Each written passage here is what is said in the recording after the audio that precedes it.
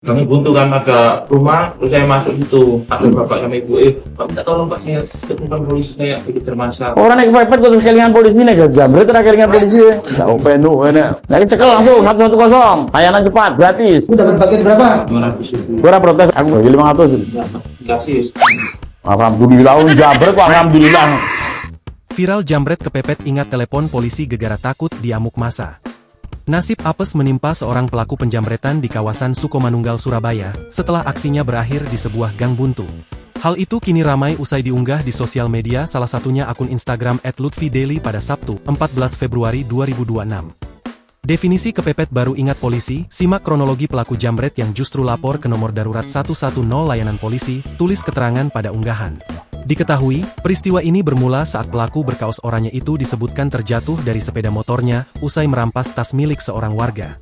Bukannya berhasil melarikan diri bersama barang jarahan, ia justru dikejar oleh massa yang geram dengan aksinya.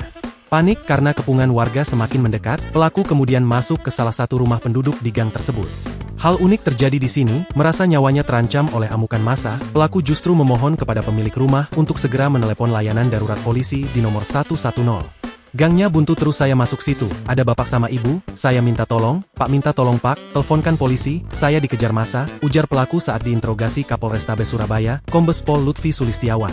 Kombes Lutfi yang memimpin interogasi menyoroti ironi perilaku tersangka yang baru mengingat keberadaan aparat saat dirinya terdesak.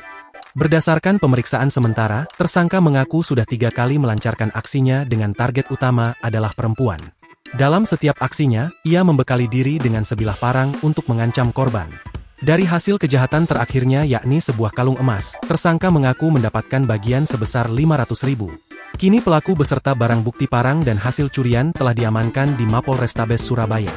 Polisi menegaskan bahwa layanan call center 110 adalah layanan cepat dan gratis bagi masyarakat yang membutuhkan bantuan, termasuk mereka yang sedang kepepet seperti pelaku jambret ini.